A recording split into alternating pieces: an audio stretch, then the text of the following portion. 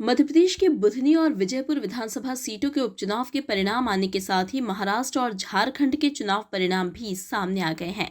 महाराष्ट्र की जीत को लेकर भाजपा ने इंदौर के राजवाड़ा पर जहां जश्न मनाया, तो वहीं कांग्रेस के प्रदेश अध्यक्ष जीतू पटवारी ने इसे प्रधानमंत्री मोदी के दुर्भावना वाले बयानों का परिणाम बताया है।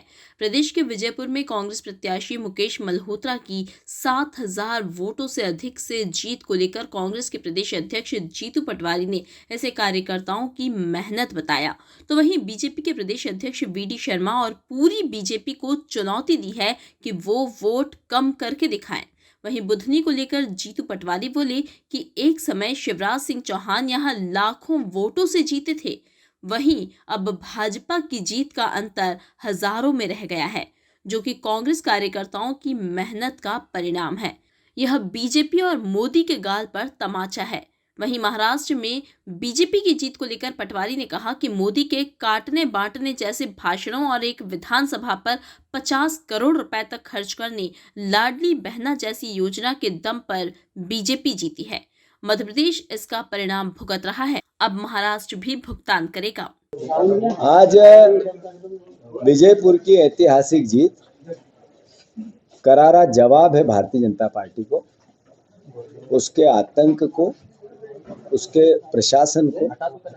जो कलेक्टर बीजेपी और चुनाव आयोग ने भारतीय जनता पार्टी के लिए कैसा काम किया, कम से डाकुओं का उपयोग भी चुनाव में किया, हर तरह की यातना और अत्याचार, कार्यकर्ताओं को जेल भेजा, कई मुकदमे लगाए, हमारे दलित भाइयों को सार्वजनिक गांव घेर घेर के पीटा गया। जो फिल्मों में नहीं होता है वैसी भयावह स्थिति विजयपुर में बनाई। उसके बाद भी विजयपुर की जनता ने बाबा साहब अम्बेडकर के संविधान की रक्षा की, लोकतंत्र की रक्षा की। मैं बीजेपी को चुनौती देता हूँ, मुख्यमंत्री ने मोहन यादव जी को चुनौती देता हूँ, मैं वीडी शर्मा जी को भी चुनौती देता हूँ। आप विजयपुर में गड़बड़ करके बताओ, आप करोगे मैं आपका एहसानमंद रहूंगा।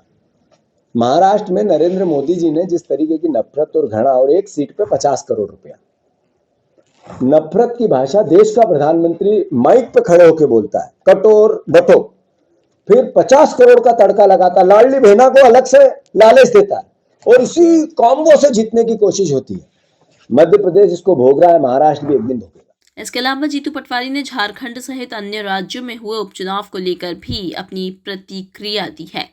Bureau report, IN news, Indore.